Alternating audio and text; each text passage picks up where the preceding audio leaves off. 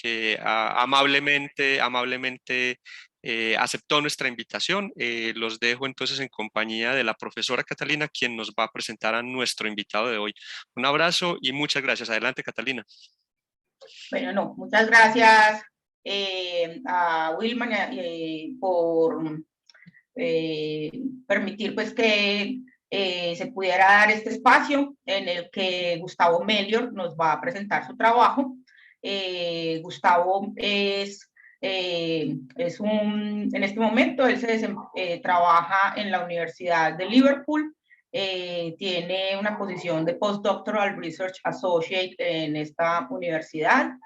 Él es originariamente es de Venezuela, pero hizo sus estudios de pregrado en la Escuela de Altos Estudios Internacionales en París, Francia.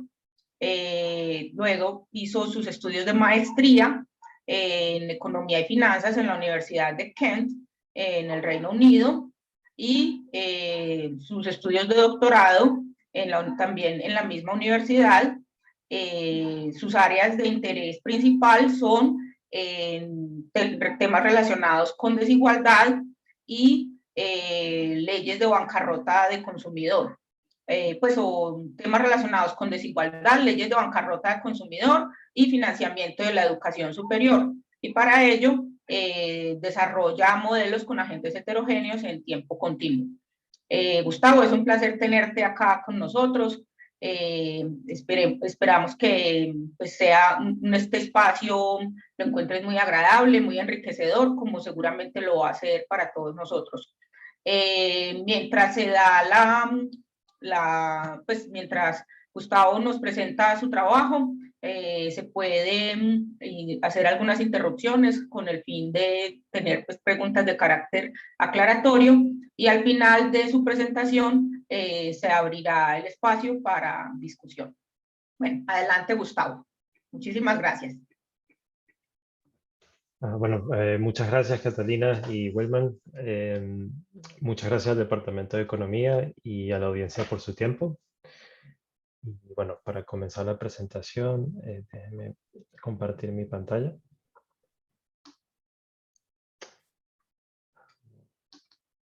Ok. ¿Todos pueden ver por ahí la pantalla? Sí, profe, ahí se ve muy bien. Sí, perfecto. Vale, perfecto. Ok, bueno, para motivar la discusión, voy a compartir con ustedes dos citas. Una de un candidato presidencial de los Estados Unidos del año pasado y de los arquitectos de las reformas de educación superior en Inglaterra de mediados de los años 2000. Entonces aquí tenemos, dice, los americanos con una licenciatura ganan más que los que no tienen título universitario. En tanto que progresista, me cuesta entender el concepto de una mayoría que no atendió a la universidad subsidiando a una minoría que gana más porque sí fue. La deuda estudiantil basada en planes de pago de ingresos contingentes es eficiente, ya que corrige la mayor imperfección presente en los mercados de capitales. El financiamiento de la educación superior basado en impuestos es injusto. Ahora, implícito en estas citas está la idea de que deberíamos mover el coste de la educación hacia los estudiantes y que financiar la educación superior a base de impuestos puede hacer más mal que bien, digamos, porque puede incrementar la desigualdad. Ahora, hay cuatro razones por las cuales les pido que reconsideren tales conclusiones. La primera es que a pesar de que aparentemente hay un cierto consenso de que la mejor manera de financiar la educación superior es con deudas estudiantiles que tienen estas protecciones que en inglés se llaman Income Contingency Protections, estas protecciones que uno paga la deuda estudiantil dependiendo del estado de empleo o de ingreso de la persona. Este consenso no se refleja en la manera en cómo los países de la Organización de Cooperación y Desarrollo Económico financian la educación superior. Entonces, por ejemplo, si ven el gráfico en la esquina a la derecha, pueden ver la parte del PIB que está dedicada a la educación superior. Y la parte que está en rojo es lo que viene del sector público y lo que está en azul es lo que viene del sector privado. Y podemos ver que uno es que hay mucha variación en la manera de cómo los países financian la educación superior. Por ejemplo, los países nórdicos y de Europa continental tienen una mayor participación del sector público. Los países anglosajones y asiáticos tienen una mayor participación del sector privado. Segundo, aunque la correlación no implica una relación de causa y efecto, si miramos la data de los países de la Organización de Cooperación y Desarrollo Económico, podemos ver que los países que dedican una mayor parte del PIB en el gasto público a la educación superior tienden a tener una desigualdad menor. Tercero, como he dicho antes, como no hay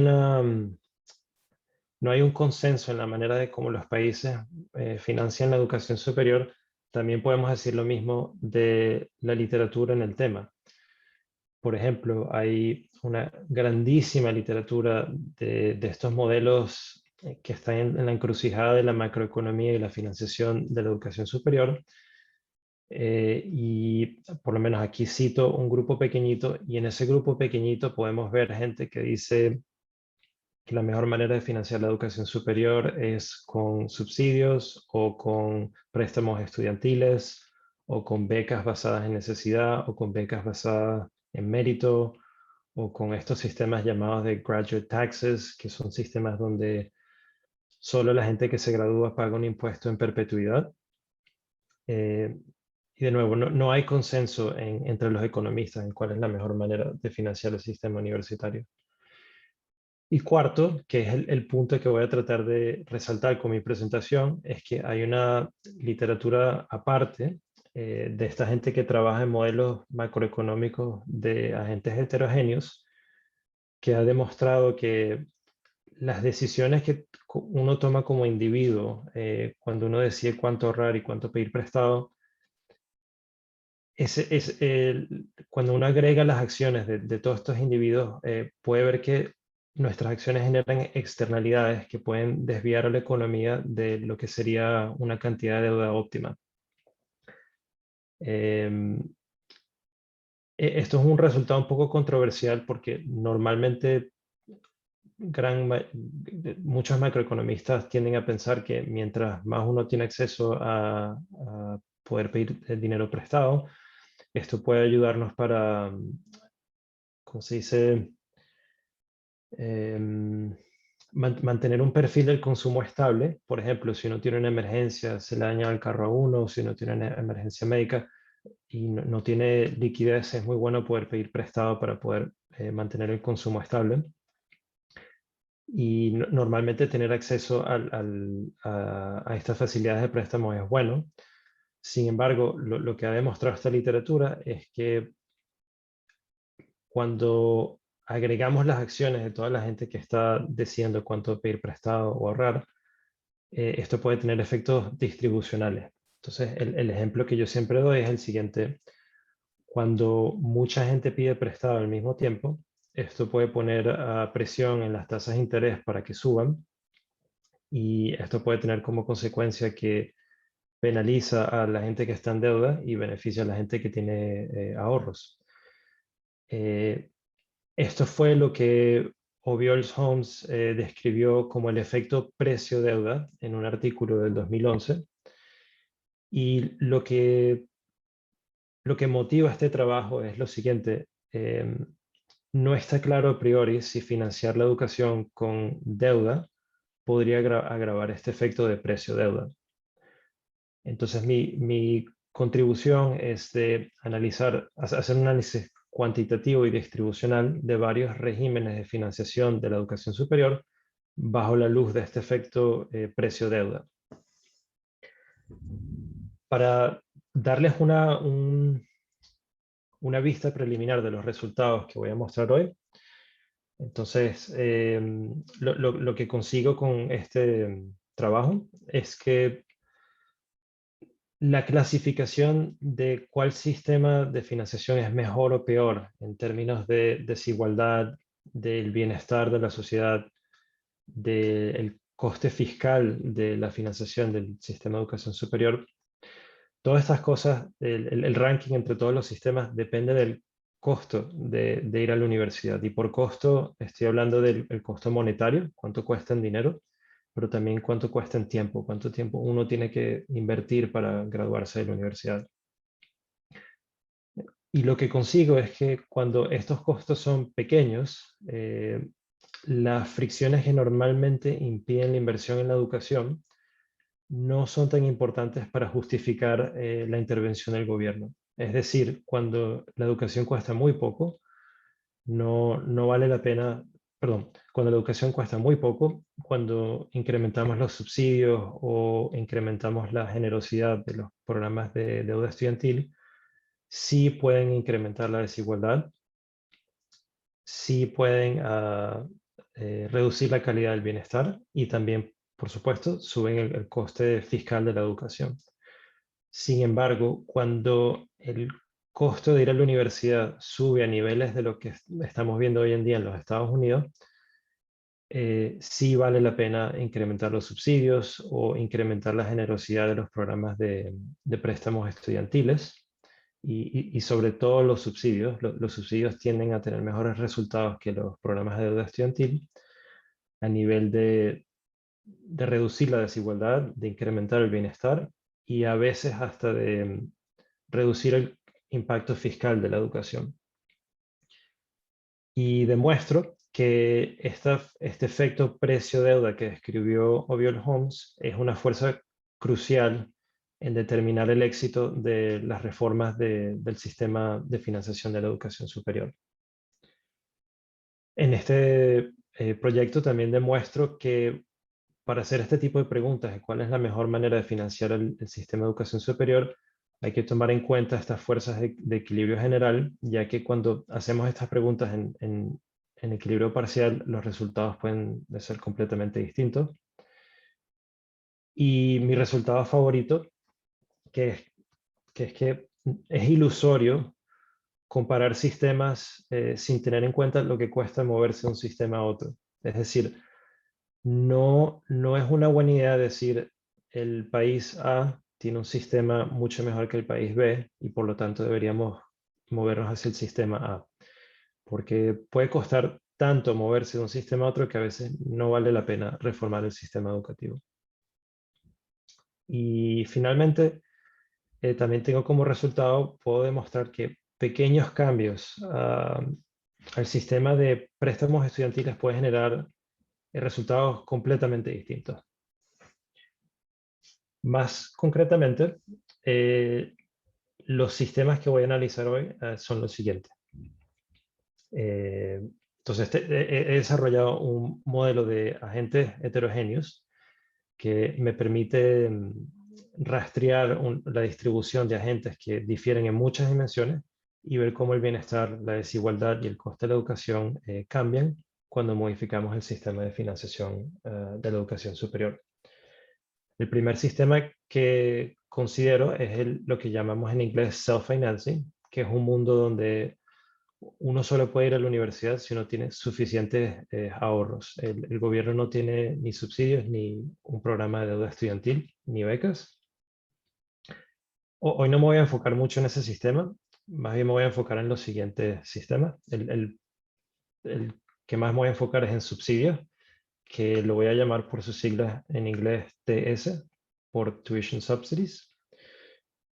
Que es un sistema donde el gobierno cubre una fracción o la totalidad del coste de ir a la universidad.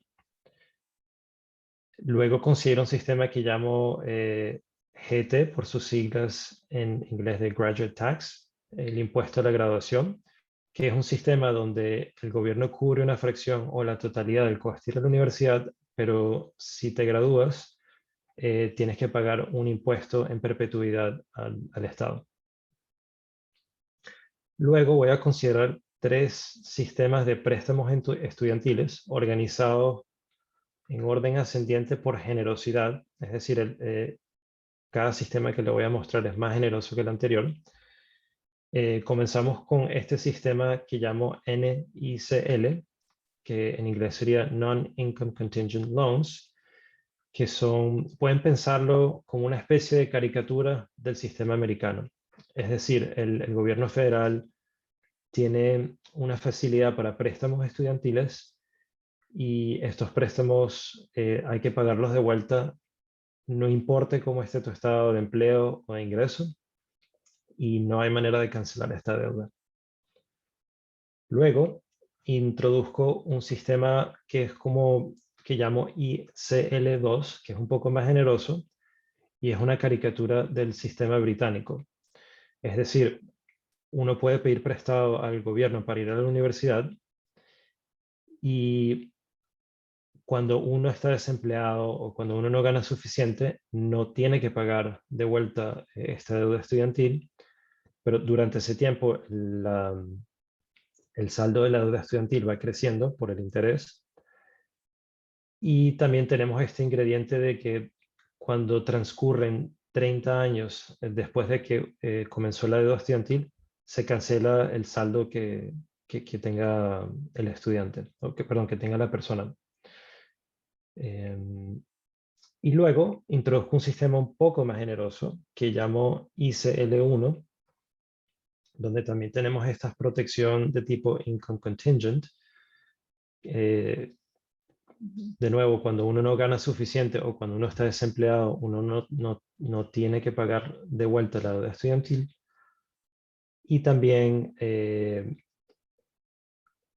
cuando transcurren 30 años, se cancela la deuda estudiantil. Y lo que tiene este sistema de más generoso es que cuando uno está desempleado o cuando uno no gana suficiente para pagar de vuelta la deuda estudiantil, el gobierno cubre el interés de la deuda estudiantil. Es decir, cuando uno no puede pagar la deuda estudiantil, la montaña de deuda no está creciendo mientras transcurre el tiempo.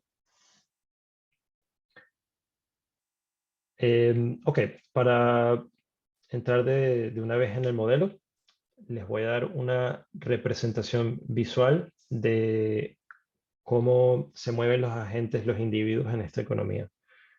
Y por favor, si tienen alguna pregunta, no duden en hacer sus preguntas. Ok, entonces aquí tenemos en este gráfico una representación visual de cómo se mueven los agentes en este modelo. En este modelo tenemos tres grandes grupos de agentes. El primer grupo es la columna en la izquierda, que son estas dos burbujas, el grupo 1 y el grupo 2, que son los individuos que no tienen un título universitario. Y como pueden ver, esto está subdividido entre los que tienen un empleo y los que no tienen empleo. Luego tenemos la columna o el punto en el medio, que son los estudiantes. Y luego tenemos una columna en la derecha, que son los individuos que tienen un título universitario. Y esto de nuevo está subdividido entre los que tienen empleo y los que no tienen, los empleados y los desempleados. Todos los agentes en esta economía hacen frente al problema clásico que estudiamos mucho los macroeconomistas de decidir cuánto uno tiene que consumir y ahorrar, y donde hay límites a la cantidad que uno puede pedir prestado, y donde los agentes están siendo expuestos continuamente a riesgo de perder el trabajo o de fallecimiento o todo un tipo de riesgos que voy a anunciar en la próxima diapositiva. Todo esto es estándar para estos modelos de agentes heterogéneos. Lo que es nuevo es que estoy introduciendo este flujo, no sé si pueden ver mi ratón acá, este flujo de agentes de la primera columna, los que no tienen título universitario, para migrar a la clase de estudiantes. Entonces, si los agentes que no tienen título tienen suficiente dinero o ayuda del gobierno y consideran óptimo, pueden invertir en su educación. Ahora, la inversión en educación es riesgosa porque uno, se tarda 4 años en promedio de graduarse. Segundo, hay un riesgo de que uno no se gradúe, o sea, uno puede tener problemas o no pasar sus exámenes, pues cualquier cantidad de cosas que pasen que hacen que los estudiantes se retiren del sector universitario y no se gradúen. Y también está el riesgo de que cuando los estudiantes sí se gradúan, que puede ser que no consigan empleo o que sí consigan empleo. Cuando los individuos se gradúan y migran de la burbuja 3 a la columna a la derecha, que son las burbujas 4 y 5, los individuos ahora están en un mercado laboral mucho más favorable en el sentido de que las transiciones hacia el desempleo son más bajas y las transiciones fuera del desempleo son más altas.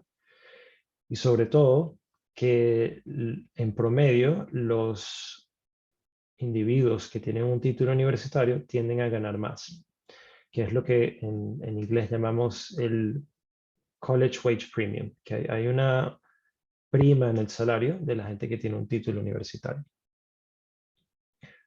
Ahora, estos agentes, estos individuos en el mundo de la columna hacia la derecha, están expuestos a un riesgo de que los lleva en la dirección opuesta, es decir, que el título universitario lo pueden perder, digamos, porque su carrera, la carrera universitaria ya no tiene valor en el mercado laboral y entonces migrarían de nuevo al comienzo. Es decir, es como si no tuviesen un título universitario. Siempre doy el ejemplo de, por ejemplo, la gente que trabaja en las máquinas de rayos X está en riesgo de perder su trabajo debido a la inteligencia artificial. Esta gente está siendo expuesta a un riesgo de que tendría que volver a ir a la universidad para aprender una carrera nueva. Ok, así es como se mueven los agentes en la economía. Para darles un poco más de detalle de qué está pasando en este modelo, me gustaría resaltar aquí en qué dimensiones los agentes son distintos y a cuál es el riesgo que están expuestos. Entonces, aquí tengo un modelo de agentes que se distinguen permanentemente en la habilidad que tienen de graduarse de la universidad. Hay ciertos individuos que tienen una habilidad innata más alta de graduarse, hay otros que no la tienen, y esto es como una especie de desigualdad permanente.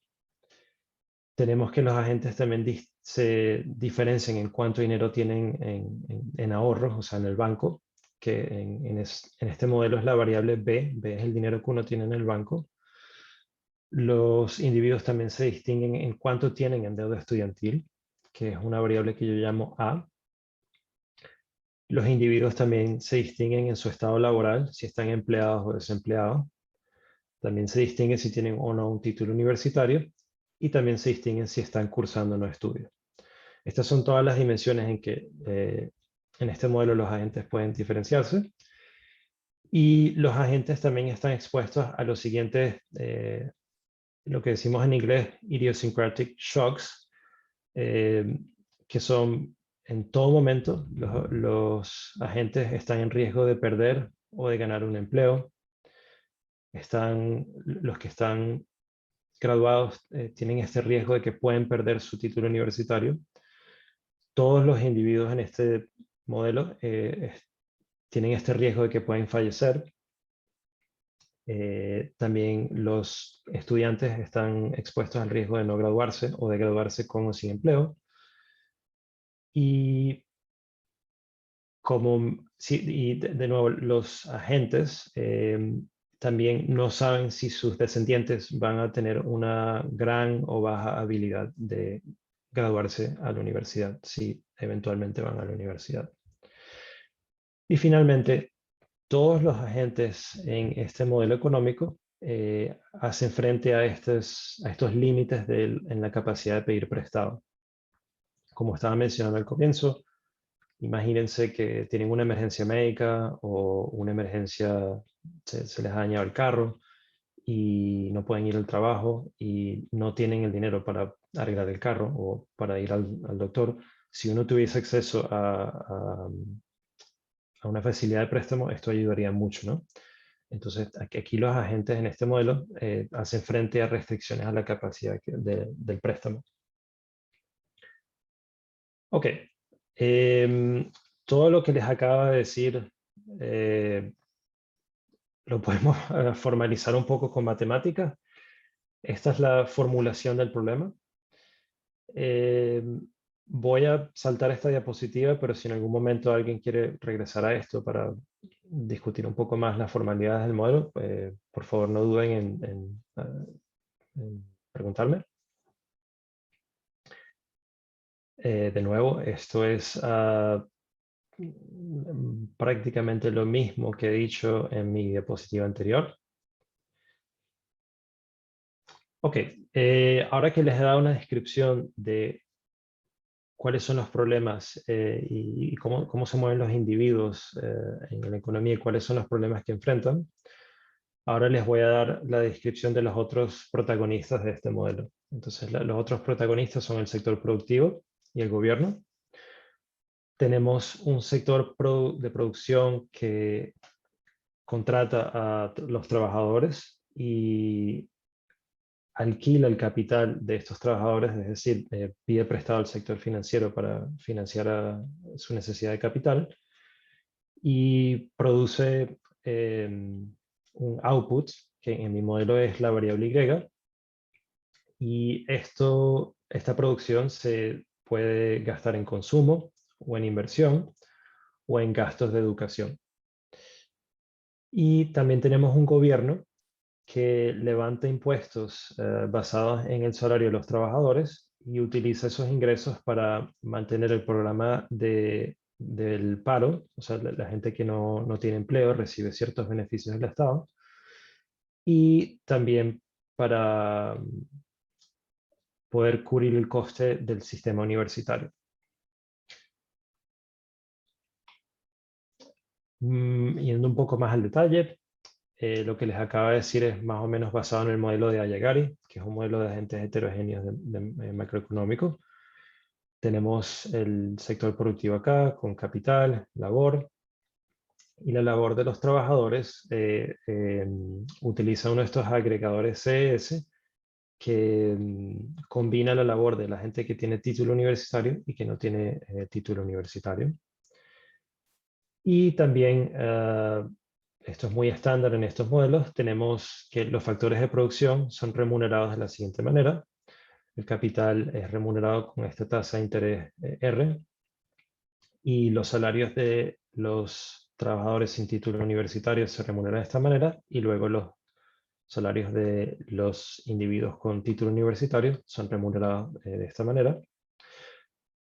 Tenemos una expresión de la demanda del capital, que es esta expresión 2, que implica, estos son detalles que pueden ver en mi artículo, esto implica lo que decimos en inglés la National Accounting Identity, que es prácticamente que todo el ingreso nacional, Y, se gasta en consumo, en inversión y en gastos de educación.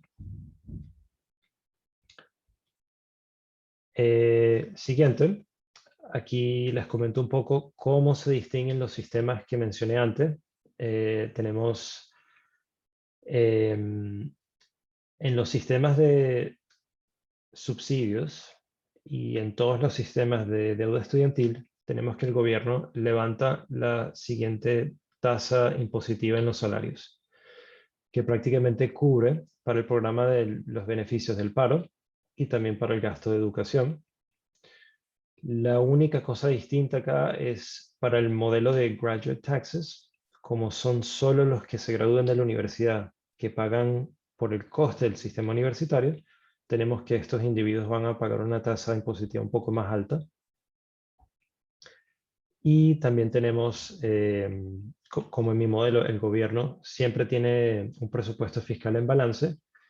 Tenemos que, bueno, la gente que tiene deuda estudiantil, si fallece, no va a poder pagar la deuda estudiantil. Entonces el gobierno cobra una prima sobre las deudas estudiantiles que refleja este riesgo de fallecimiento y así el gobierno no tiene pérdidas en el sistema de préstamos estudiantiles. Y en los sistemas ICL1, recuerden que en estos sistemas, una vez que transcurren 30 años después de que comenzó la deuda estudiantil, el gobierno cancela el saldo de la deuda y para eso el gobierno también necesita una prima de riesgo para cubrir este riesgo de cancelación. Esas son un poco más o menos las diferencias fiscales entre todos estos sistemas. Esto es prácticamente la misma manera de decir lo que he dicho antes. Lo único que vale la pena mencionar acá es sobre el sistema ICL2, que les recuerdo es una caricatura del sistema británico. Entonces, para darles un poco más de detalle cómo funciona el sistema en el Reino Unido, es de la manera siguiente. Si uno gana menos de, creo que es 25.000 libras por ahí, uno paga cero hacia sus deudas estudiantiles. La deuda estudiantil está creciendo porque esto tiene interés, pero es como una especie de deuda estudiantil, una noción de deuda estudiantil. En verdad, el individuo que gana menos de 25.000 libras nunca va a pagar esto. Una vez que uno tenga ingresos arriba de 25.000 libras, así sean ingresos del trabajo o del capital, el exceso arriba de 25.000 libras se le cobra una tasa impositiva de 9%. Y este es el dinero que va a pagar la deuda estudiantil. Eso es básicamente cómo funciona el sistema británico, ¿no? Ok. De acuerdo, entonces ya nos estamos acercando un poco a los resultados. Antes de mostrar los resultados, quiero decirles que les voy a estar mostrando los siguientes cálculos para comparar los distintos sistemas universitarios. Esta ecuación número 8 que ven arriba es lo que llamamos en inglés el Consumption Equivalent Gain. Y esta fórmula se utiliza para el siguiente cálculo. Digamos que escogemos un sistema como punto de referencia. En mi modelo voy a tener el sistema americano, el sistema NICL, como el punto de referencia. Y le vamos a preguntar al individuo promedio en este sistema cuánto es el porcentaje de todo el consumo que vas a tener durante tu vida, cuánto es el porcentaje del consumo que te tengo que dar para que estés indiferente con, digamos, el sistema británico o con el sistema de subsidios donde el gobierno cubre todos los costes de la universidad. Cuando esto es lo que llamamos en inglés es como una manera de, como decimos, de tener un sentido del bienestar de cada sistema. Y es lo que voy a llamar en mi presentación el bienestar. Cuando este número es positivo, significa que una persona promedio en el sistema americano estaría a favor de cambiarse a los otros sistemas de financiación de educación superior. Cuando este número es negativo, significa que el sistema americano es preferible a las otras alternativas. Entonces, les voy a mostrar los rankings a partir de este cálculo y también les voy a mostrar cómo cada sistema genera desigualdad en el ahorro, que va a ser este coeficiente Gini del ahorro. También les voy a mostrar cómo cada sistema genera un porcentaje de gente con título universitario y con trabajo. Entonces, el porcentaje de la gente con trabajo y con título universitario es este theta 5. También les voy a mostrar la fracción o el porcentaje de la población que está en deuda neta, es decir, gente que no tiene activos positivos porque tiene mucha deuda estudiantil o porque tiene mucha deuda con el banco. Y también les voy a mostrar las tasas impositivas de cada sistema. Este tau UI es la tasa impositiva necesaria para financiar el programa de paro y tau es la tasa impositiva para financiar el sistema de paro y el sistema universitario. Y bueno, para el sistema de graduate taxes tenemos una tasa impositiva distinta, que bueno, este es el símbolo para la tasa impositiva de ese sistema.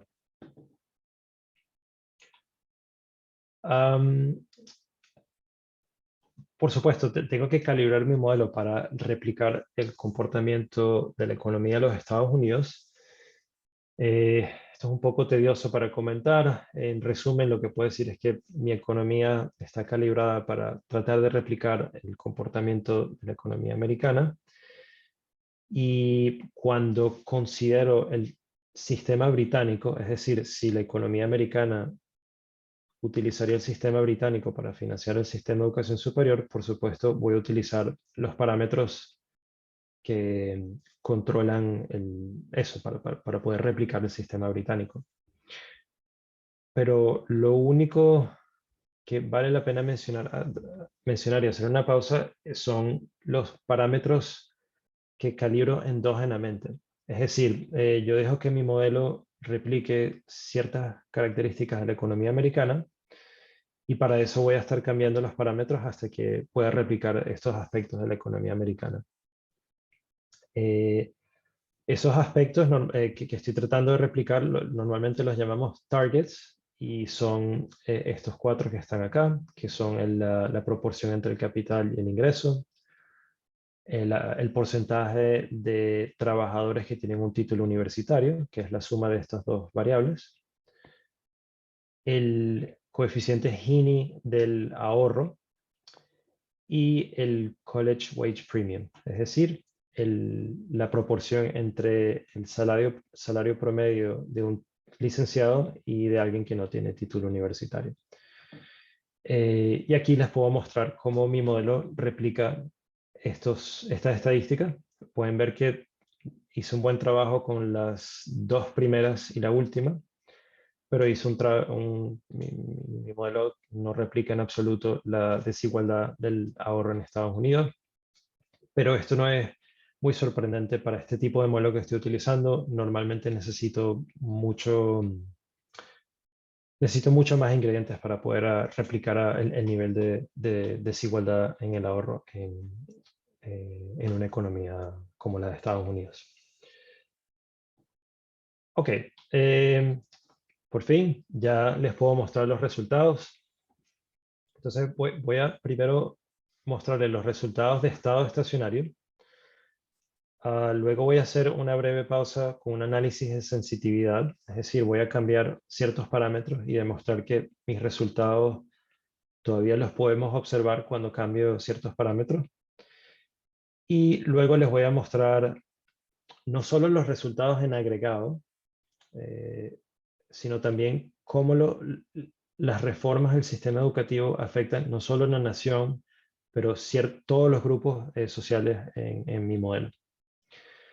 Y finalmente, mi resultado favorito, que son todas estas cosas que les voy a mostrar, pero en un ambiente dinámico, donde no solo comparamos sistemas tipo un país con otro, sino también tomamos en cuenta lo que cuesta moverse de un sistema a otro.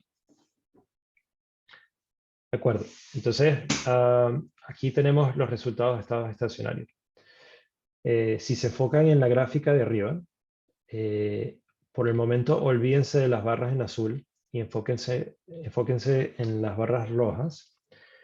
Estas barras rojas reflejan la variable que le mostré antes, el bienestar, con un punto de referencia como la economía americana. Es decir, si vemos aquí el primer resultado ICL1, perdón, ¿cuál es el porcentaje del consumo de una persona en el sistema americano que le tenemos que dar extra para que estén indiferentes con un sistema como el ICL1? Y pueden ver que esto es más o menos como 18%, lo que significa que en general un individuo promedio en el sistema americano estaría a favor de tener un sistema de financiación de la educación superior que es un poco más generosa, con deudas estudiantiles que ofrecen estas protecciones de que si uno no gana suficiente, uno no tiene que pagar la deuda, o que las deudas se cancelan cuando transcurren 30 años. podemos ver que el sistema ICL2, que es la caricatura del sistema británico, también tiene un cambio del bienestar positivo, substancial. Podemos ver que el sistema donde el gobierno cubre el coste de la universidad solo por la mitad, o sea, el gobierno solo paga la mitad del coste de la educación universitaria, la otra mitad la tiene que pagar el individuo, es un sistema que no cambia mucho con el sistema americano. Y la razón es porque la manera que yo calibré mi modelo, pueden ver aquí que yo estoy asumiendo que en los Estados Unidos en promedio, el Estado federal y los estados particulares contribuyen el 47% del coste de la educación. Esto es un promedio, por supuesto, no todo el mundo recibe este subsidio. Y como pueden ver, un subsidio 50%, pero sin deudas estudiantiles, no produce resultados muy distintos al sistema americano. Sin embargo, si tenemos subsidios más generosos al 75% o el 100%, o si tenemos un sistema donde puedes ir a la universidad gratis, pero si te gradúas tienes que pagar un impuesto en perpetuidad al Estado, estos tres sistemas tienen cambios al bienestar muchísimo más grandes que los sistemas de deuda estudiantil. Esto fue un resultado que me sorprendió mucho. Segundo, si ven la tabla abajo y se enfocan en esta variable θ 5, que es el porcentaje de la población con trabajo y con título universitario, pueden ver que mientras más alto es este número, más altos son los cambios positivos al bienestar. También pueden ver de que mientras más alta es la desigualdad en el ahorro, en la distribución del ahorro, tendemos a ver que el cambio del bienestar es más pequeño. Es decir, los sistemas universitarios que generan más desigualdad tienden a tener cambios al bienestar más pequeños. Y sobre todo que uno de los puntos más importantes que trato de demostrar con mi presentación es que mientras más alta es la fracción de la sociedad que está endeudada, peor es el sistema de financiación universitario. Entonces pueden ver, por ejemplo, los sistemas de deuda estudiantil basados en deuda tienden a tener menores incrementos en el bienestar. Los sistemas basados en subsidios generan una población, menos gente endeudada. Y este resultado no es algo nuevo. En estos modelos de agentes heterogéneos es exactamente lo que Obiols-Holmes llamó el precio deuda. Entonces, lo que yo hago con mi artículo es tratar de convencer al lector con una serie de todo tipo de experimentos donde muestro constantemente que este efecto precio-deuda es una fuerza crucial para determinar el éxito de cada sistema universitario. No voy a poder comentar todos los resultados del día de hoy, pero para darles un poco del sentido de por qué este modelo da tales resultados, les hago los siguientes dos comentarios. El primero es que aquí tenemos un modelo donde mientras más gente ponemos en la columna donde los individuos tienen título universitario, estos son agentes que en promedio enfrentan el desempleo a mucho menos, y si están desempleados son más probables de conseguir un trabajo más rápido.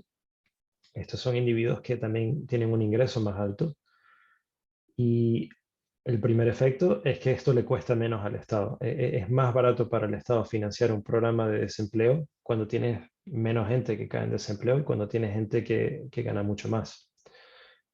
Segundo, esto es un modelo donde tiene una asunción de que los individuos con un título universitario son más productivos. Por supuesto, esto es en promedio. Cuando vemos a la distribución de la gente con título universitario, esto puede variar mucho, pero en promedio, y es lo que observamos no solo en los Estados Unidos, pero en muchísimos países, que la gente con título universitario tiende a ganar más, y a pesar de que ha crecido muchísimo la oferta de gente con título universitario, seguimos viendo que este College Wage Premium, si no está subiendo, sigue estable. Entonces, por supuesto, en un modelo donde mientras más gente con título universitario tiene más productividad, es natural de que necesitemos un sistema de financiación del sistema universitario donde ponemos lo más posible más gente con título universitario. Entonces, los sistemas de deuda estudiantil son muy buenos en que ayudan a la gente que no tiene recursos de poder tener acceso a la universidad, pero dos cosas. Uno, es que tenemos un límite a cuánto uno puede pedir prestado. Y segundo, hay que ponerse un poco, mi modelo replica un poco el miedo que tendría uno de ir a la universidad y luego tener una deuda estudiantil a pagar. O sea, imagínense, uno se registra en la universidad, tiene una emergencia médica o por mala suerte no se gradúa, tienes que pagar la deuda estudiantil. Entonces, este tipo de cosas en estos modelos puede, no sé cómo decirlo en español, pero decía como asustar a ciertos individuos de invertir en su educación.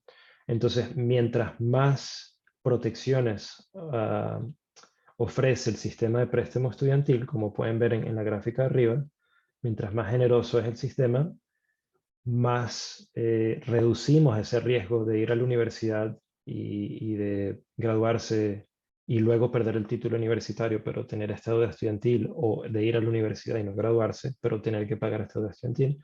Mientras más protegemos al individuo al respecto de esas cosas, más gente va a la universidad, que es muy bueno en este modelo, pero de nuevo tenemos este límite de cuánto puede pedir prestado uno.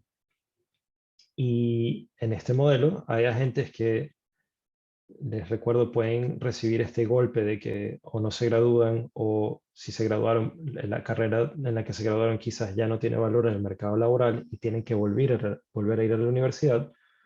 Cuando llegas al límite de la deuda estudiantil, no vas a poder registrarte en la universidad a menos que tengas suficientes ahorros. Y esto es algo que los subsidios, no es un problema con los subsidios, porque con los subsidios, si por ejemplo el Estado paga el 100% de la educación, puedes intentar cuantas veces quieras ir a la universidad y no vas a tener un límite de deuda que te va a frenar. Entonces, esos son los efectos que hacen que en este modelo los subsidios sean tan poderosos. Y por supuesto, esto es un modelo, no estoy diciendo que esto es una descripción de la realidad, pero sí nos hace pensar en la importancia de la deuda. Y sobre todo, disculpe que me he saltado un punto muy importante, que es mucha gente que trabaja en estos temas con modelos de agentes heterogéneos, dice, bueno, ¿qué pasa si tenemos muchos agentes que tienen mucha deuda y no pueden ir a la universidad porque ya están al límite de la cantidad máxima de deuda estudiantil que uno puede tener? Bueno, simplemente relajamos, el gobierno puede relajar el límite y dejar que la gente pida más prestado para ir de nuevo a la universidad. Y esto va a tener un efecto positivo, pero este efecto cada vez va a ser menor, y va a ser por este efecto del precio deuda, porque vamos a estar financiando la educación cada vez con más deuda. Y de nuevo, esto es un problema que con los subsidios no lo vemos, no lo vemos en este modelo. Ese es más o menos el mecanismo que está dando estos resultados que obtengo. Pero bueno, para regresar un poco a los resultados, también les comento, si se fijan en la tasa impositiva de cada sistema, pueden ver que, sin sorpresa, los sistemas más generosos, no siempre, pero por ejemplo, el ICL, disculpen, mientras más generoso es el sistema, por supuesto, más cuesta a nivel fiscal. Pero, o sea, les resalto esto porque mucha gente a veces, cuando piensa cómo vamos a financiar el sistema universitario, lo primero que se enfocan es cuánto va a costar. Pero si pueden ver, por lo menos en este modelo, podemos ver que la tasa impositiva, que sí sube con la generosidad del sistema universitario, en verdad esto no refleja el cambio en el bienestar. Lo que queremos es incrementar el bienestar en la sociedad. Y la tasa impositiva en verdad no nos da una indicación de cuál sistema va a incrementar más el bienestar. Ok.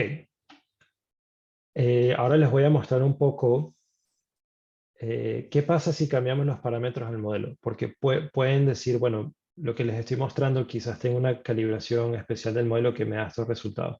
Lo que voy a hacer ahora es mostrarles 2.400 combinaciones distintas de parámetros y van a poder ver cómo los resultados siguen más o menos iguales. Pero, de hecho, antes de hacer eso, les había prometido que uno de los resultados de mi artículo, de mi proyecto, es cómo las conclusiones cambian dependiendo del coste de ir a la universidad. Entonces, ahora les muestro la misma tabla y el mismo gráfico, pero ahora digo, bueno, ¿qué pasa si hacemos esta pregunta, pero el coste de la universidad es más bajo y si uno se puede graduar más rápido? Por ejemplo, en este ejercicio estoy asumiendo que uno se puede graduar de la universidad en un año y que el coste de la universidad es la mitad de lo que asumí antes. Ahora vemos completamente lo opuesto a lo que les mostré antes. Vemos que todos los sistemas, excepto subsidios al 50%, tienen cambios del bienestar negativos. También pueden ver que, bueno, casi todos los sistemas tienen la misma cantidad de gente con el mismo porcentaje de gente con título universitario, pero pueden ver que mientras más generoso es el sistema, más crece la desigualdad del desahorro y más o menos vemos este mismo efecto de que mientras un sistema genere más altos números de gente en deuda, la caída en el bienestar tiende a ser más pronunciada. Entonces, les muestro este resultado porque, por ejemplo, no sé cómo sea el debate en Colombia, pero en el Reino Unido, normalmente, y en los Estados Unidos, el miedo tiende a ser de que mientras más financiemos la educación superior de una manera más generosa, vamos a incrementar la desigualdad. Y lo que mi modelo demuestra es que sí, esto es cierto, pero esto es solo cierto cuando el coste de la universidad es bajo. Cuando el coste de la universidad es alto, esto impide que mucha gente pueda tener acceso a la universidad y en ese caso financiar la educación generosamente más bien reduce la desigualdad porque ayuda a más gente poder ir a tener un título universitario y esta gente es más productiva y como mencioné antes, esto trae beneficios de equilibrio general que a la final hace que valga la pena financiar generosamente el sistema universitario. Ahora, voy a hacer una breve pausa acá sobre lo que comenté antes sobre esto que llamamos en inglés sensitivity analysis, que es voy a cambiar ciertos parámetros del modelo y ver cómo los resultados cambian. Entonces, aquí les muestro, estos son resultados de un modelo anterior, más pequeño. Desafortunadamente no les puedo mostrar esto con los resultados nuevos, esto se tarda muchísimo en calcular, pero para que tengan una idea de qué ocurre cuando cambiamos los parámetros del modelo. Entonces, si se enfocan en este gráfico hacia la esquina de la izquierda, esto es el cambio del bienestar. Recuérdense que cuando este número es positivo, significa que queremos movernos al sistema alternativo. En este caso, financiación con subsidios la dimensión que ven acá de 0 a 1 son subsidios de 0, el Estado no paga nada, o a 100%. Y en esta dimensión pueden ver el límite a cuánto puede pedir uno prestado, el límite de la deuda. Entonces, este resultado, si se enfocan en esta dimensión, es lo que Obiols Holmes llamó el efecto precio-deuda. Mientras más relajamos la cantidad que uno pueda pedir prestado a nivel nacional, cuando agregamos el bienestar nacional, vemos que en promedio esto cae. Y esto ocurre porque vamos a tener más gente, la distribución de la población está a ver más centrada hacia niveles de ahorro negativo, más gente con deuda. Y como tienes más gente en deuda, esto sube las tasas de interés y esto también es más doloroso para una persona endeudada, ¿no? Entonces pueden ver, por ejemplo, mientras más relajamos la capacidad de endeudamiento, más sube la desigualdad en la distribución del ahorro. También sube drásticamente el porcentaje de la población que no tiene liquidez positiva. O sea, todos sus activos están negativos. Gente en deuda. Y de nuevo, esto no es un resultado nuevo, este es el resultado de Obiols Holmes. La diferencia es que vemos cómo esto cambia cuando incrementamos el subsidio al sistema universitario. Entonces, cuando incrementamos el subsidio al sistema universitario, ven cómo ya el cambio al bienestar empieza a crecer. La desigualdad cae y también pueden ver cómo, de nuevo, los sistemas con subsidios altos tienden a generar menos, una fracción de la población totalmente en deuda mucho menor. De hecho, si tuviese tiempo, les puedo mostrar que mientras más altos los subsidios, generamos distribuciones del ahorro donde en neto hay mucha más gente con ahorros positivos. Y finalmente, si se fijan en la tasa impositiva del sistema de subsidios, pueden ver que a veces, cuando incrementamos los subsidios, la tasa impositiva puede caer. O sea, no es una relación de mientras más generosos seamos con el sistema universitario, hay que levantar las tasas impositivas. Es una relación no lineal y es en parte por este efecto que comenté antes, que es más barato financiar un sistema de paro cuando tienes más gente con título universitario y que también la gente con título universitario en este modelo tiende a tener una productividad más alta.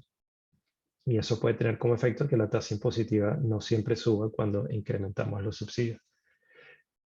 Ok, antes de terminar este análisis de sensitividad, que de hecho no les he mostrado todos los sistemas, porque puedo repetir este análisis con todos los otros sistemas que estaba considerando.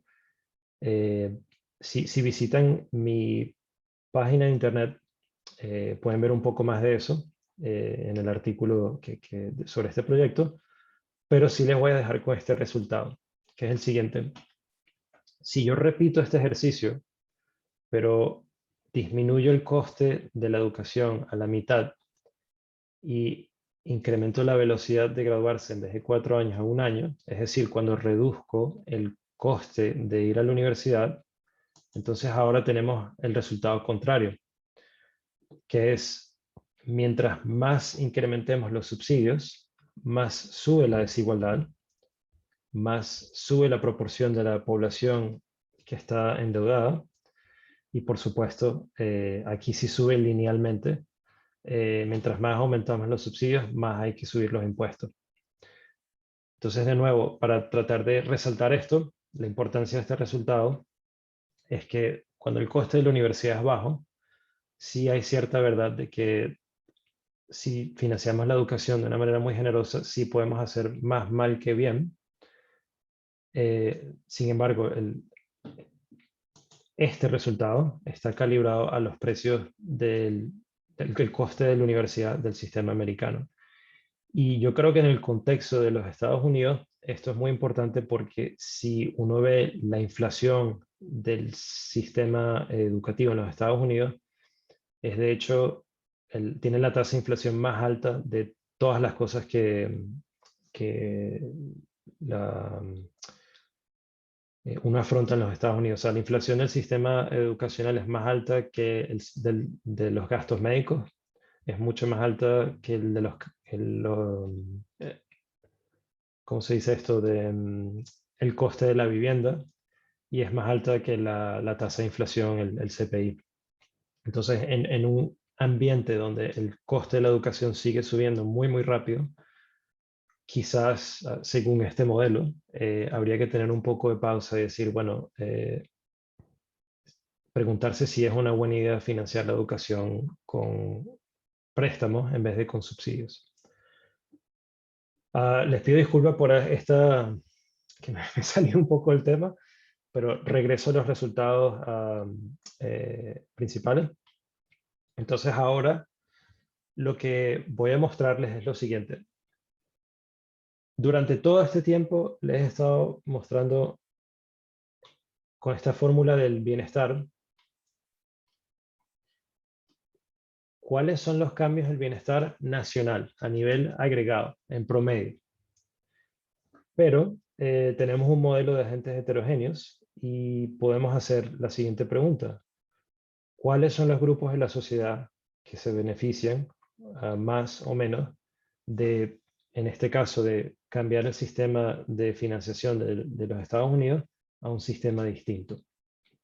Entonces, esta fórmula, en vez de utilizar la función valor a nivel nacional, ahora lo que voy a utilizar es, agarro la función valor en todos los puntos en mi modelo. O sea, mi modelo tiene una red con variables de estado, y voy a hacer la pregunta prácticamente de cuál es el cambio en el bienestar de una persona que tiene tanto dinero en el banco, que está desempleado, que tiene título universitario y tiene tanta deuda estudiantil y tiene tal habilidad de graduarse a la universidad. Y voy a hacer esa pregunta para todos los puntos de mis variables de estados de mi modelo. Entonces, hoy solo les voy a mostrar los resultados para el sistema ICL1 en comparación al sistema americano. Y de hecho, les pido disculpas, me acabo de recordar que se me ha olvidado comentarles, hacer un comentario sobre las barras azules acá. Simplemente quería resaltar que cuando hacemos estas preguntas en equilibrio parcial, que son las barras azules, pueden ver que a veces la clasificación de cuál sistema es mejor puede cambiar. Que bueno, en sí esto vale la pena resaltar, que hay que hacer estas preguntas en modelos de equilibrio general, pero también les muestro esto porque si se enfocan en ICL1, pueden ver que cuando hacemos esta pregunta en equilibrio general, el cambio del bienestar es de alrededor de 18%. Cuando lo hacemos en equilibrio parcial, el cambio del bienestar nacional es mucho más alto, es del 21-22%. Entonces ahora quiero también mostrarles por qué ocurre eso. Entonces, de nuevo, regreso a estos cambios de bienestar. Como tengo un modelo muy grande, con muchas dimensiones, solo voy a enfocarme en estos 4 grupos. El grupo de arriba son los agentes con empleo sin título universitario y luego con título universitario. La superficie en negro es el cambio del bienestar en equilibrio parcial.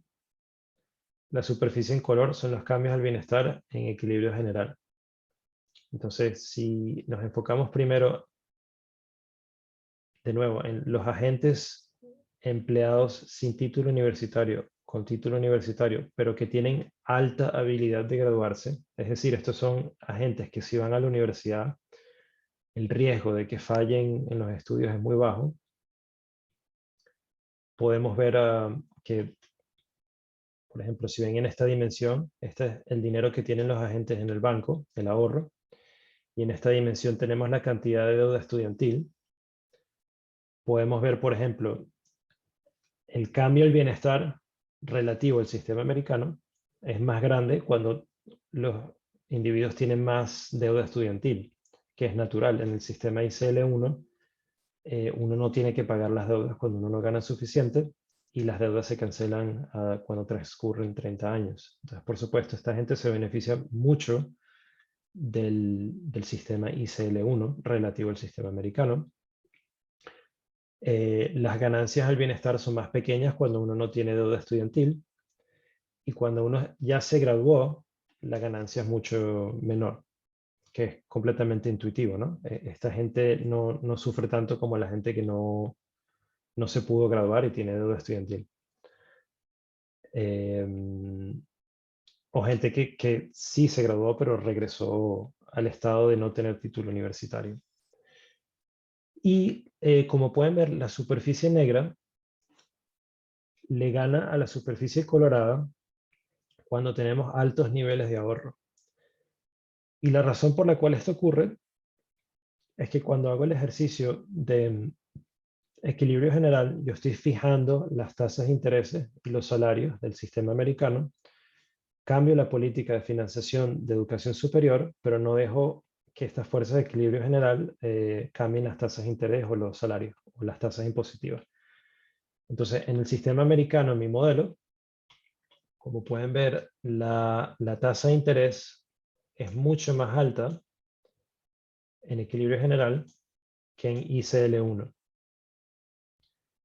Y cuando fijamos la tasa de interés al sistema americano, que es más alta, por supuesto, los individuos que tienen mucho ahorro se benefician mucho más de una tasa de interés más alta.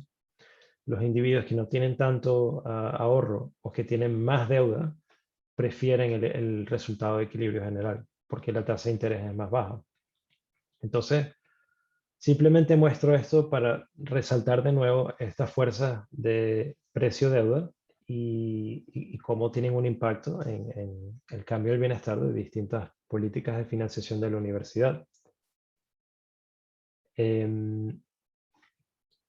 Ahora, y de nuevo, estos resultados acá abajo son los individuos con empleo que tienen baja habilidad de graduarse de la universidad y los individuos con baja habilidad de graduarse de la universidad, pero que ya están graduados y que tienen un empleo. Y pueden ver que los resultados son más o menos iguales. Parte de la razón de que... Son dos puntos. Uno es que si se ponen a pensar, de nuevo, no sé cómo es el debate en Colombia con el tema de la financiación de la educación superior. Normalmente hay mucha preocupación de que la gente que no va a la universidad no se beneficia del sistema universitario. Y no es justo que esta gente esté pagando el financiamiento de la educación superior. Y que en verdad los únicos que se benefician de un sistema de financiación de la educación superior son aquellos que ya se graduaron. Pero estos gráficos nos demuestran, de hecho, lo contrario. Aquí estamos viendo en la columna de la izquierda, son los agentes que no tienen título universitario. Y podemos ver que estos son los agentes que más se benefician de moverse de un sistema americano a un sistema como el ICL1, que es más generoso. Y la razón por la cual esto ocurre es que en estos modelos de agentes heterogéneos, mientras más opciones le demos a los agentes de decidir qué quieren hacer, normalmente el bienestar sube. Y cuando ofrecemos un sistema de educación, un sistema de financiamiento de la educación más generoso, estamos incrementando las opciones de la gente que no ha ido a la universidad de poder ir a la universidad. Y es por eso que en estos modelos, estos agentes se benefician mucho más que los agentes que ya tienen un título universitario. Finalmente, el otro punto que quiero decirles es que todos estos cálculos que les estoy mostrando en esta diapositiva simplemente están comparando las funciones de valor de los agentes. Pero en ningún momento les he dicho dónde va a caer la distribución de agentes. Si, por ejemplo, yo tengo una distribución, si el sistema universitario ICL1 me genera una distribución de gentes que todos caen por acá. El cambio del bienestar no es tan grande como si tengo una distribución de agentes que todos caen por acá. Entonces, ya llegando al final de mi presentación, lo que voy a hacer ahora es combinar este resultado con viendo dónde se mueve la distribución de los agentes para poder determinar por qué tal o tal sistema es mejor o peor. Entonces, lo que hago en la diapositiva siguiente es lo siguiente. Tenemos una distribución de agentes donde los agentes difieren en su estado laboral, en la cantidad de dinero que tienen en el banco, en la cantidad de deuda estudiantil o en su habilidad de graduarse de la universidad. Y asociada a esta distribución tenemos una densidad. Entonces lo que voy a hacer es agarro la densidad en el ejemplo que sigue del sistema ICL1 y le quito la densidad del sistema americano. Cuando este resultado es positivo, significa que el sistema ICL1 pone más gente en esta parte del modelo. Cuando es negativo, significa que el sistema americano pone más gente en esa parte del modelo.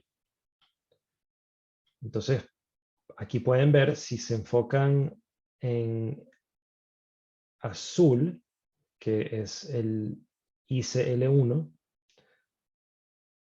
De hecho, debería explicar un poco esto.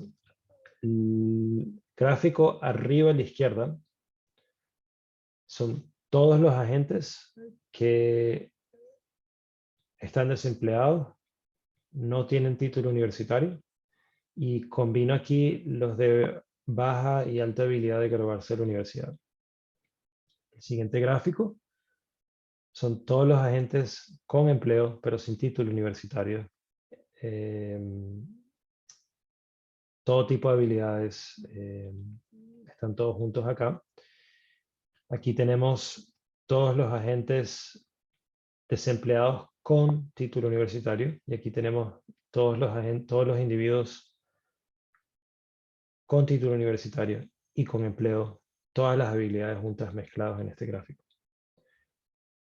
Cuando el gráfico está debajo de 0, significa que el sistema americano tiene más gente en estas áreas del sistema. O sea, gente, digamos, B es la cantidad de dinero en el banco, el ahorro. Vemos que el sistema americano, relativo a los otros, tiene más gente en esta parte del modelo, o sea, más agentes sin título universitario en estado de desempleo o empleo, y tiene menos gente con título universitario relativo a los otros sistemas, así sea en desempleo o en empleo. Y lo que pueden ver es que, por ejemplo, si se enfocan en las líneas azules, en las líneas que están con puntos, son los resultados de equilibrio general. Cuando tenemos la línea sólida, son los resultados en equilibrio parcial. Y pueden ver lo que había mencionado antes. En equilibrio parcial, el sistema ICL1 se beneficia aún más porque la tasa de interés es más alta. Y también tenemos una distribución del ahorro que tiene más gente con ahorros positivos. Entonces es natural que el sistema ICL1 tenga ganancias más altas cuando hacemos estas preguntas en equilibrio parcial. Entonces les recuerdo que en equilibrio parcial, ICL1 a nivel agregado tenía un cambio del bienestar mayor relativo al sistema americano, pero también podemos ver que cuando en este gráfico sabemos que cuando tenemos más gente con ahorros más altos de, digamos, 7, según esta variable B, si tenemos una distribución que pone más peso en esta área, las ganancias van a ser más grandes en equilibrio parcial. Y es lo que vemos en este gráfico cuando comparo las densidades de los sistemas distintos. En verde, hago la misma pregunta con subsidios al 100%, pero más o menos la intuición es más o menos la misma. Así que no quiero marearlos con muchos resultados, pero pueden ver que la intuición es más o menos similar. Esto lo voy a saltar un poco porque es prácticamente los mismos gráficos, pero con los otros sistemas. Si alguien tiene una pregunta, podemos regresar a esto, por supuesto. Pero ahora me enfoco en mis resultados favoritos, que son los siguientes. Durante todo este tiempo les he estado mostrando cómo los estados, todos estos resultados de comparar sistema americano con sistema de subsidios o con sistema británico o con graduate taxes, etc. Ahora la pregunta es, ¿qué ocurre si en vez de comparar hacemos la transición del sistema americano a, digamos, en esta gráfica, a un sistema de subsidios al 50, al 60, al 70, 80, 90, 100%? En gris tienen los cambios al bienestar nacional, que fueron estos resultados que comenzamos discutiendo acá. Y ahora, en azul, es lo que ocurre cuando cambiamos del sistema que llamo el NICL, que es una caricatura del sistema americano, a un sistema con estos subsidios de estos porcentajes. Como pueden ver, el cambio del bienestar es mucho menor. ¿Por qué ocurre esto? Bueno, las transiciones son muy dolorosas. Como pueden ver en estos gráficos, cuando nos movemos del sistema NICL al sistema de subsidios al 100%, primero el ahorro cae. Entonces el capital en la economía cae. Eso tiene como ende de levantar las tasas de interés. Las tasas de interés no solo suben, pero también la proporción de la gente en deuda sube. Entonces tenemos más gente en deuda con tasas de intereses más altas. Por supuesto, el coste de ir a la universidad es altísimo porque en este modelo toda la gente que no tiene título universitario se inscribe en la universidad.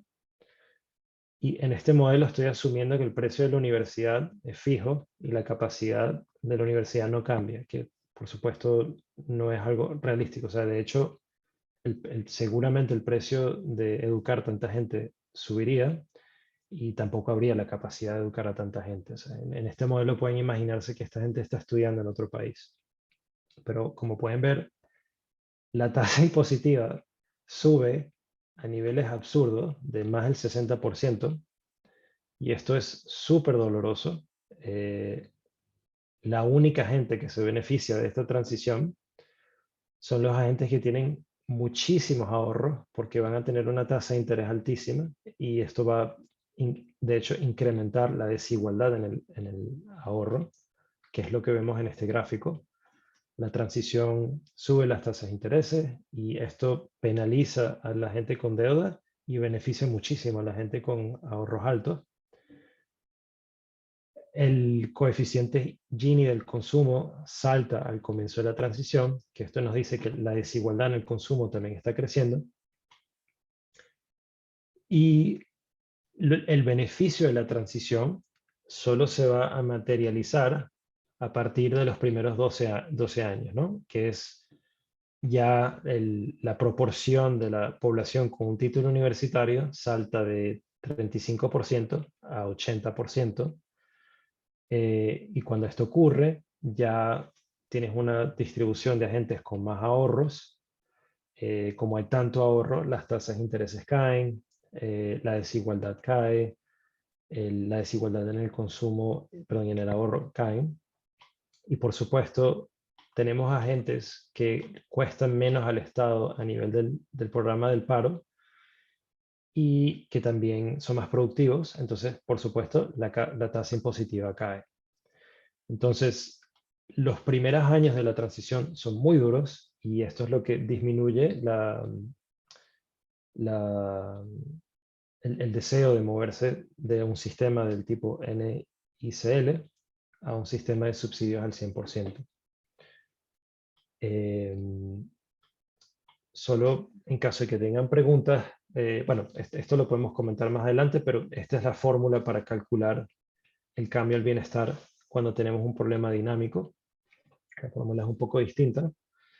Y lo que les voy a mostrar finalmente es lo mismo que hice en esta diapositiva, los cambios al bienestar en diferentes puntos del estado del modelo, pero en el ejercicio dinámico.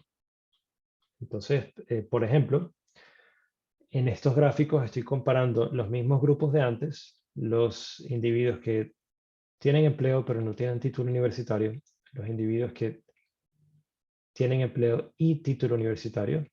Estos dos grupos tienen habilidades altas de graduarse de la universidad y abajo son los mismos grupos pero con habilidad baja de graduarse de la universidad. Y como pueden ver, el cambio al bienestar es generalmente positivo, o sea, en negro sería si nos quedamos en el sistema americano. Y pueden ver que estas superficies están todas arriba de la superficie negra, excepto los grupos que ya se graduaron de la universidad y que no tienen deuda estudiantil, son los que no están a favor de moverse en un sistema en vez del sistema americano, un sistema con subsidios al 100%. Y como dije anteriormente, lo que va a determinar si a nivel nacional uno prefiere hacer esta reforma es dónde la distribución de los agentes va a caer, en qué superficie, en qué grupo de la sociedad va a caer esa distribución. Si caemos acá y acá, en general nadie va a querer hacer la transición del sistema americano al sistema de subsidios al 100%. Si la distribución cae acá o acá, entonces en general el cambio del bienestar va a ser positivo. Entonces, bueno, en la última gráfica, casi la penúltima gráfica que les muestro, tenemos esta misma imagen, pero ahora voy a colorear con amarillo en las zonas donde hay mucha gente en estos 4 grupos. Y como pueden ver, hay gente que cae por acá, gente que cae por acá, y esta gente tiene cambios al bienestar positivos sustanciales, esta gente que sí se beneficia de moverse un sistema de subsidios, pero en el grupo de los agentes que tienen habilidad alta para graduarse de la universidad, que ya tienen trabajo y título universitario, hay un cierto grupo que no se beneficia de esta reforma. Entonces, como cae la distribución, cae entre positivo y negativo, esto jala hacia abajo el promedio total del cambio del bienestar nacional. Y bueno, si ahora hago la pregunta de esta masa amarilla, o sea, esta distribución, ¿cae o no cae arriba de la superficie negra o abajo? Es decir, si estamos a favor o en contra de la reforma. En este gráfico, simplemente por todos los ejercicios, si me muevo del sistema americano a subsidios al 60%, 70%, 80%, aquí pueden ver el porcentaje de la población que se beneficia, así sea un poquitico o bastante, es bastante alto. Entonces tenemos que, mientras más generosa es la reforma, esto contractúa con lo doloroso que es hacer la transición en los primeros años. Entonces, mientras más generoso es el sistema, más vale la pena hacer la transición. Si la reforma es muy pequeña, no vale la pena hacer la transición. Bueno, concluyo. Entonces, el día de hoy les he mostrado un estudio cuantitativo y distribucional que compara varios regímenes de financiación a la educación. No les he mostrado todos los sistemas, por supuesto, porque ya me imagino que deben estar variados de tantos resultados, pero Si visitan mi página de internet, pueden ver más sistemas, pueden ver animaciones de qué pasa si cambiamos el coste de los estudios continuamente, cómo van cambiando todos estos resultados. Y bueno, con este proyecto resalto que cuando hacemos estas preguntas de cómo financiar el sistema de educación superior, vale la pena tener en cuenta los efectos de precio-deuda. Y bueno, utilizo este proyecto para responder a la pregunta en este modelo idealizado, ¿cuál es la mejor manera de financiar la educación superior? Y he demostrado que, bueno, la respuesta depende del coste de la educación. Cuando el coste de la educación es bajo, sí es verdad que los sistemas generosos de financiación de la educación pueden hacer más mal que bien, como las citas que mostré al comienzo de las diapositivas. Pero si el coste de la educación es más alto o a niveles realísticos comparado con lo que vemos hoy en día en los Estados Unidos, los subsidios sí pueden, bueno, los sistemas con protecciones, income contingent, como el sistema británico, son muy buenos, pero los subsidios pueden ir muchísimo más lejos en incrementando el bienestar nacional. Y también utilizo este modelo para resaltar la importancia de los efectos de equilibrio general y parcial. Hay que hacer estas preguntas en modelos de equilibrio parcial. Y también para demostrar que comparar sistemas es ilusorio. Hay que tomar en cuenta el coste de transición de un sistema a otro.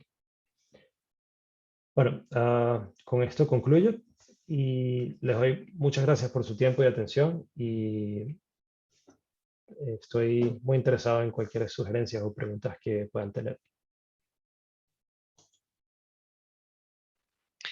Gustavo, muchas gracias, magnífico trabajo. Si mientras nuestros colegas en auditorio virtual se preparan para interactuar contigo, yo te voy a leer una primera pregunta que hay aquí en Facebook Live. Bueno, primera y única por el momento. Dice, ¿cuál es el equilibrio entre el modelo de educación neoliberal y el socialista? Porque veo que en uno hay alto riesgo y en el otro se deshumaniza la oportunidad de educarse.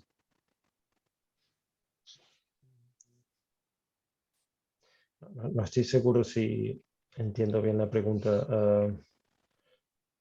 ¿Tendrías alguna manera de parafrasear la pregunta? Disculpa. Pues, a ver cómo la entendí yo. Te piden como primero paralelo entre las dos formas de financiar educación, tipo socialista, tipo neoliberal. ¿Tipo subsidios Eh, o... sí, si Ok, la sí. entendemos así. Y pues claro, hay una que es de alto riesgo, que es la de posiblemente no te gradúes pero igual tienes subsidios. Y la otra es la de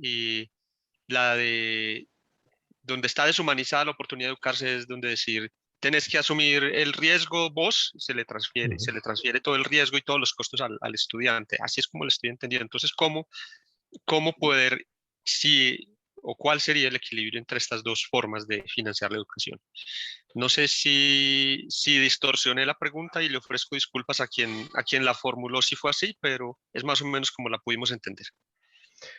Por equilibrio sería cómo podemos tener un balance de las dos fuerzas, de que tener un sistema donde los estudiantes asuman parte del costo, pero el Estado también. Creería yo que eso es a lo que se refiere la Sí, persona que hizo la pregunta. Como encontrar un balance entre los dos. Sí, bueno, en este proyecto sería, a mi manera de verlo, sería el sistema ICL 1, 2 y Graduate Tax. El porcentaje, bueno, eso depende de la gente que diseña el sistema, pero en estos sistemas el estudiante sí tiene que asumir parte del costo de la educación y también recibe protecciones de que, bueno, si no te gradúas o no estás ganando suficiente, no tienes que pagar o no tienes que pagar tanto. Estos son sistemas que tratan de combinar estas dos fuerzas y como podemos ver son sistemas muy buenos. La única cosa es con los parámetros que considere mi modelo, podemos ver que los subsidios son mejores, pero esto no necesariamente significa que así sea en la realidad, ¿no? Esto a la final del día es un modelo y mi modelo tiene ciertas asunciones que favorecen el sistema de subsidios, ¿no? Porque como mencioné antes, esto puede ser una especie de juego repetido, de que vas a la universidad, no te puedes graduar y quieres volver a intentar de nuevo, o puede ser que te gradúes y por mala suerte tu carrera ya no tiene valor en el mercado laboral y es como si no tuvieses título y quisieses volver a ir a la universidad. Para ese tipo de cosas, para ese tipo de casos, los subsidios son mejores porque siempre vas a poder volver a ir a la universidad.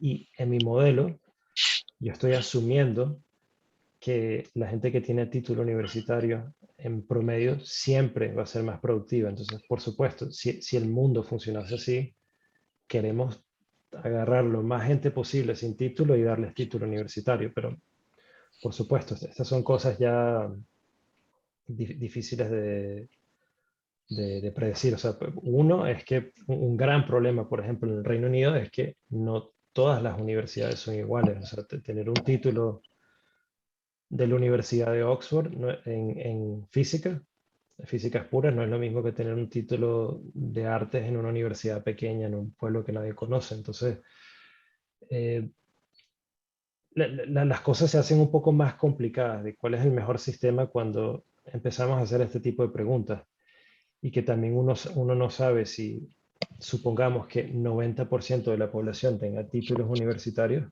uno no sabe si los salarios de los licenciados van a seguir siempre siendo mayores que los no licenciados, ¿no? Entonces, bueno, ¿cuál es el mejor balance? Yo diría, si creemos en mi modelo, si creemos que mi modelo es una representación leal de la realidad, yo diría que el modelo ICL1 es el mejor en poner un poco del peso del coste en el individuo y también en el Estado. Pero al final del día, disculpen, de hecho, el sistema Graduate Tax 100% sería mejor aún, porque es un sistema donde puedes ir a la universidad si quieres, y si te gradúas y tienes un trabajo que pague más que si no tuvieses título universitario, entonces sí vas a tener que pagar una contribución de por vida por haberte graduado de la universidad. Este sistema, según estos resultados, sería el mejor en tener ese balance entre responsabilidad personal y poner el coste hacia el estudiante, pero también que el Estado permita la oportunidad de ir a la universidad. Muy bien, muchas gracias, Gustavo. Yo me voy a atrever a hacer una pregunta sobre más o menos lo que uno ha visto, o al menos lo que le tocó vivir. Me explico. Ahí tú construyes un modelo para la educación en general universitaria, o solamente la de pregrado o la de posgrado cuando ya las personas hacen la maestría o el doctorado.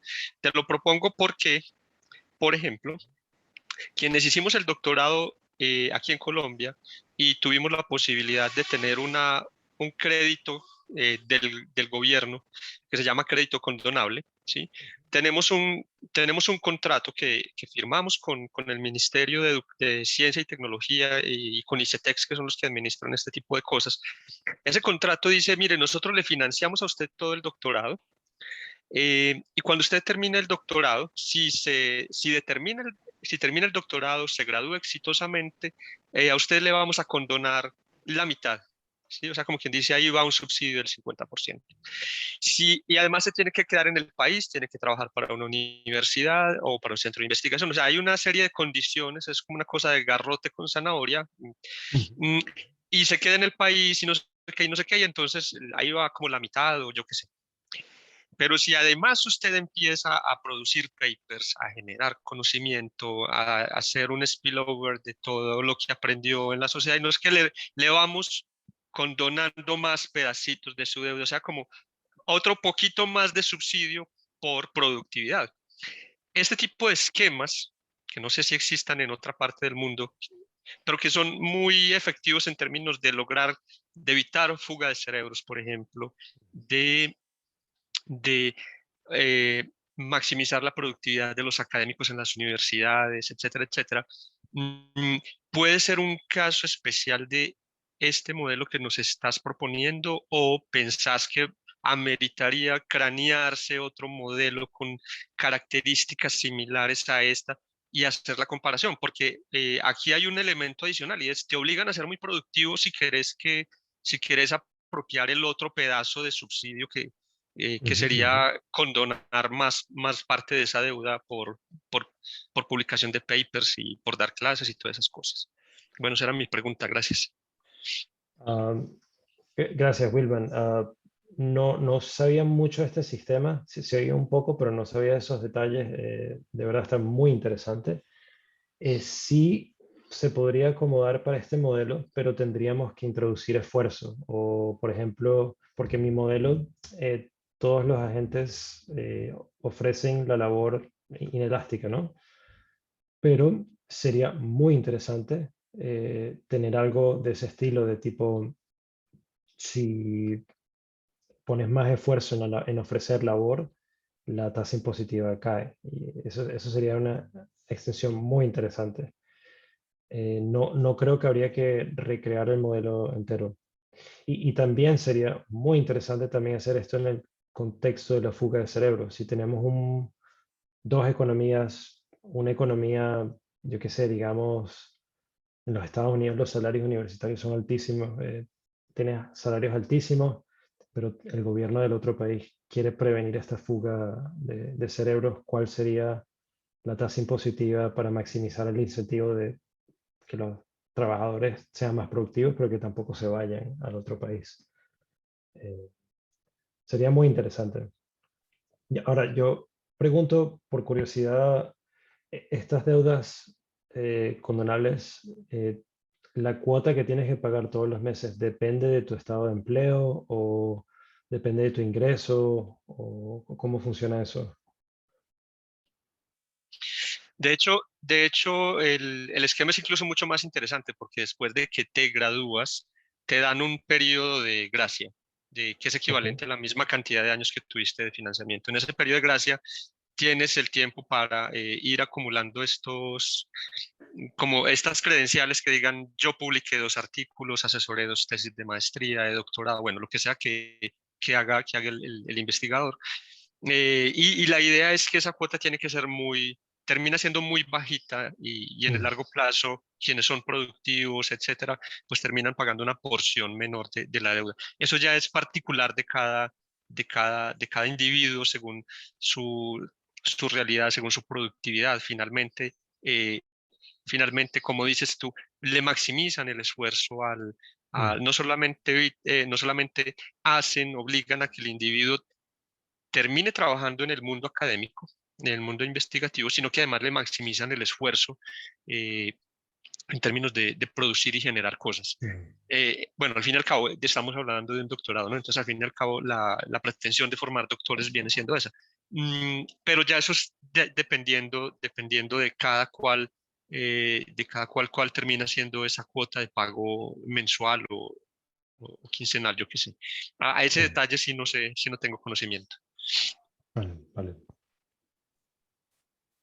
Para los que hicimos nuestros estudios de doctorado siguiendo pues como con ese esquema, realmente cuánto termino no pagando depende de varias cosas. Pues uno está lo que mencionaba Wilman, en el sentido de que las instituciones que usualmente confieren ese tipo de créditos o conceden este tipo de créditos en Colombia, en los términos del contrato de deuda se establece un periodo de gracia, que más o menos sí puede ser coincidir con el tiempo durante el cual se da la financiación. Y en ese tiempo se pueden, digamos que la persona que tomó el crédito podría cumplir con los requisitos en términos de, bueno, quedarse, o sea, conseguir una posición en Colombia y tener una productividad suficiente para poder pagar, pues digamos, para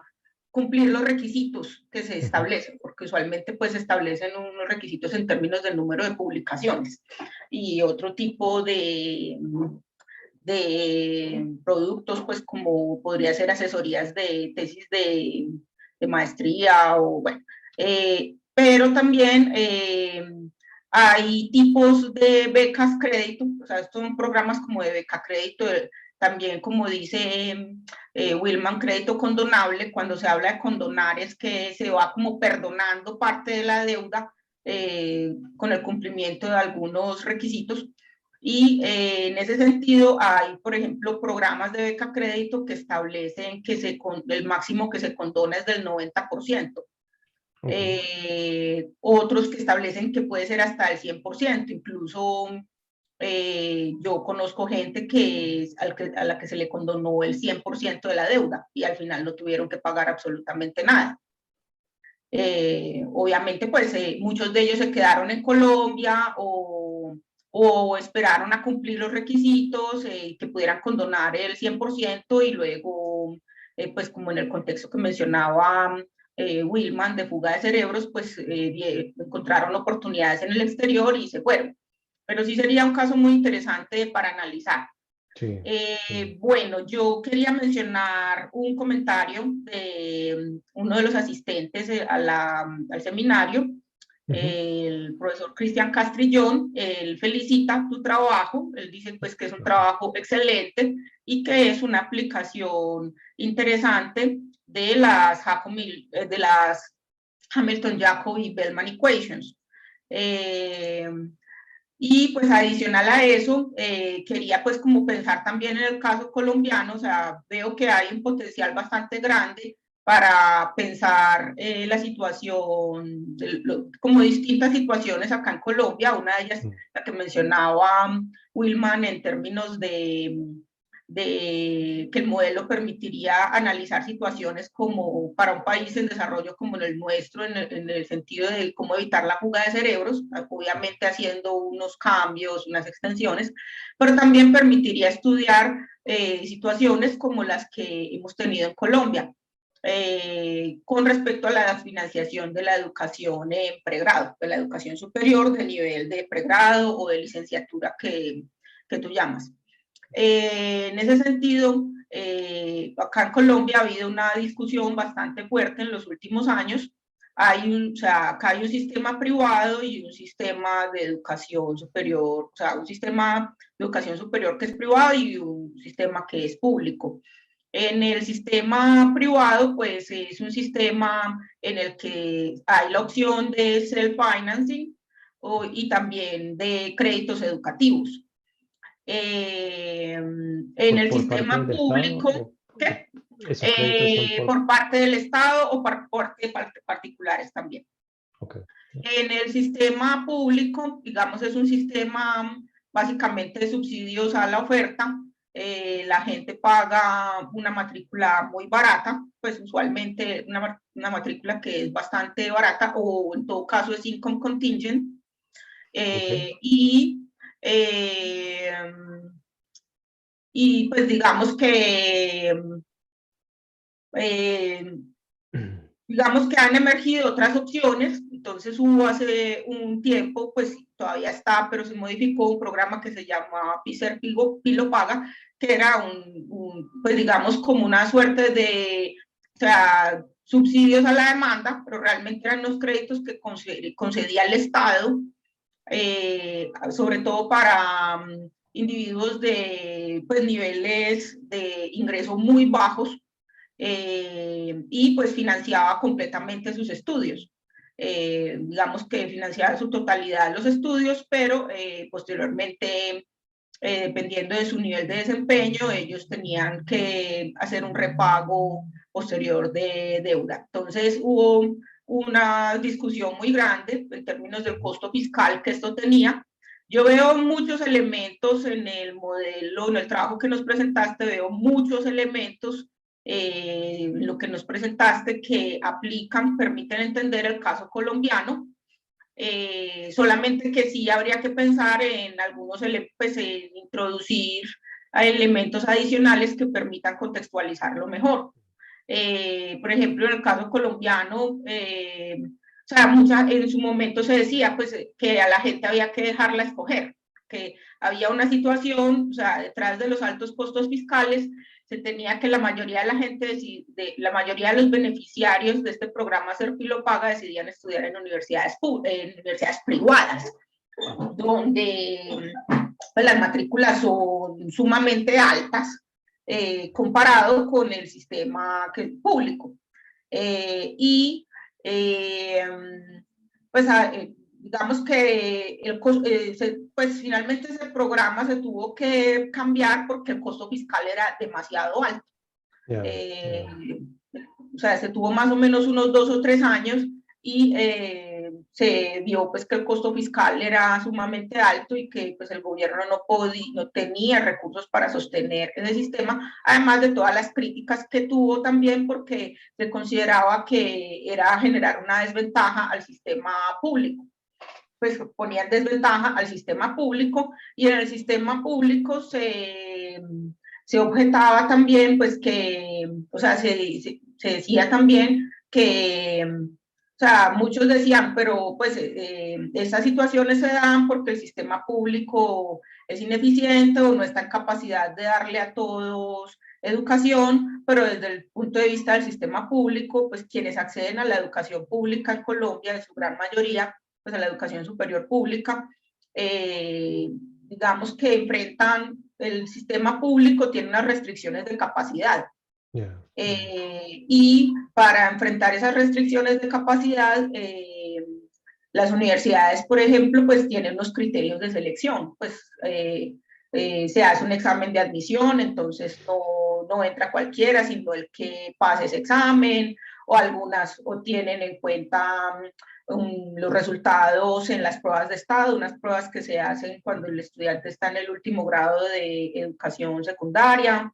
Entonces tienen unos criterios para seleccionar a la gente con el fin de poder hacer una mejor selección de las personas que pueden acceder a la educación pública.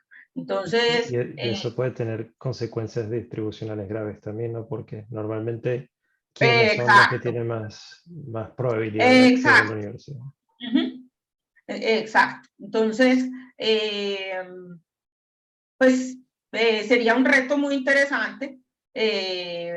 O sea, yo veo que, por ejemplo, esa gran conclusión que tú sacas con este modelo que es básicamente calibrado y aplicado a la economía de los Estados Unidos es que los costos inciden mucho.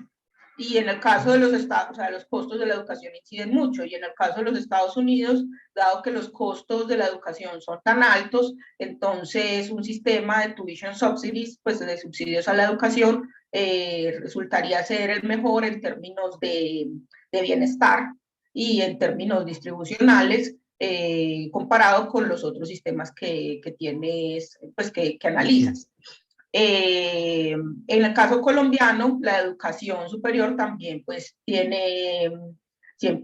también es relativamente costosa, entonces uno podría pensar que también podría dar lugar a resultados similares, obviamente introduciendo estos elementos adicionales que te he mencionado, como esa segmentación entre el sistema público y el sistema privado, las restricciones de capacidad, entre otros aspectos. Pero pues al igual que Cristian, realmente te felicito por ese trabajo, veo que tiene un potencial de aplicación bastante grande, pues acá lo haces para los Estados Unidos, pero veo que hay unas posibilidades muy interesantes de hacer extensiones para considerar casos como el de Colombia y que así, relajando los supuestos apropiados o pues incorporando nuevos supuestos, se puede hacer un reflejo bastante, pues se puede tener una modelación bastante